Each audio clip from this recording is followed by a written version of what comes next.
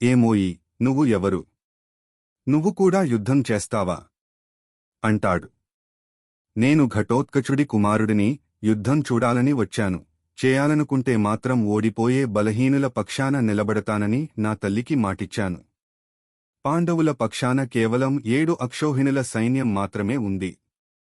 కౌరవుల పక్షాన 11 అక్షౌహిణులు. అంటే పాండవులే బలహీనులు కదా? అవును.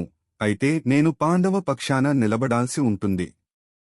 అదే జరిగితే వారితో జతకూడే నీ బాణాల శక్తి కారణంగా పాండవులు బలోపేతమవుతారు, కౌరవులు బలహీనులు అవుతారు కదా?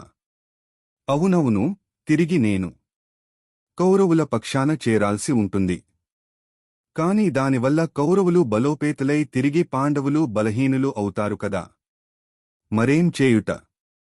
ఇక్కడే తను తీసుకున్న వైఖరిలో లోపమేమిటో బర్బరీకుడికి అర్థమవుతుంది. తన కారణంగానే మారిపోయే బలాబలాలను బట్టి తను ఎటూ స్థిరంగా నిలబడలేనని, అటూ ఇటూ మారితే చివరకు ఇరుపక్షాలూ సమూలంగా హతమారిపోయి ఆఖరికి మరణించకుండా మిగిలేది తనొక్కడే అని విజేత అంటూ ఎవరూ ఉండరు అని బోధపడుతుంది. కృష్ణుడి వైపు చూస్తూ, ఎవరు మహాశయా మీరు? అని ప్రశ్నిస్తాడు అనుమానంగా. ముందు నాకు ఓ వాగ్దానం చేయి, నీకే తెలియని నీ జన్మ వృత్తాంతం కూడా చెబుతాను అంటాడు కృష్ణుడు. అలాగే అని చేతిలో చేయి వేసి చెబుతాడు బర్బరీకుడు.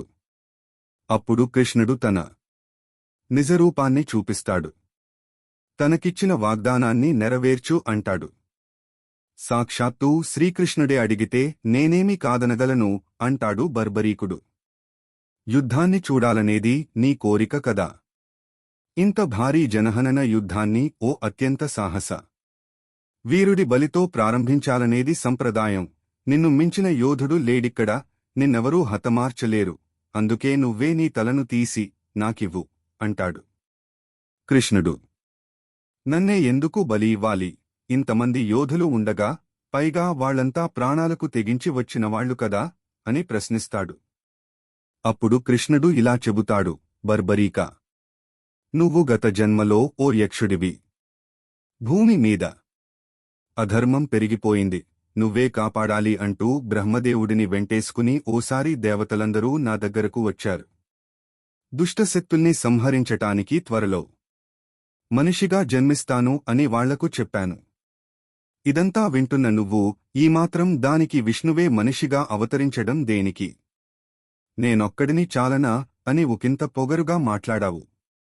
దానికి నొచ్చుకున్న బ్రహ్మ నీకు ఓ శాపం విధించాడు. ధర్మానికి అధర్మానికి నడుమ భారీ ఘర్షణ జరగబోయే క్షణం వచ్చినప్పుడు మొట్టమొదట బలయేది నువ్వే అని శపించాడు. అందుకే నీ బలి. అంతేకాదు, నీ శాప విమోచనం కూడా అని వివరిస్తాడు కృష్ణుడు.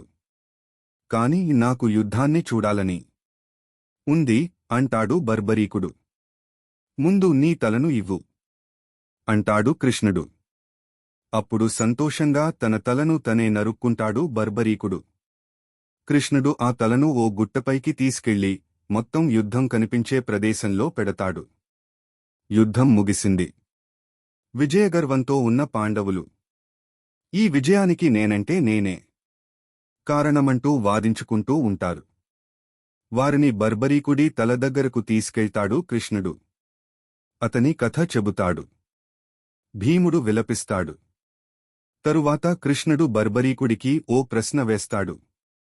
వత్సా, ఈ మొత్తం యుద్ధంలో ఏ క్షణమేం జరిగిందో చూసింది నువ్వు ఒక్కడివే. నువ్వు చెప్పు, ఏం గమనించావో? స్వామీ, ఒక చక్రం యుద్ధక్షేత్రమంతటా తిరుగుతూ అధర్మం పక్షాన ఎవరుంటే వాళ్లను హతమార్చడాన్ని చూశాను. మహాకాళివేల నాలుకలతో పాపులను బలితీసుకోవటాన్ని చూశాను. ఆ మహాశక్తి నువ్వు మాత్రమే యుద్ధకారకులు, యుద్ధకర్తలు.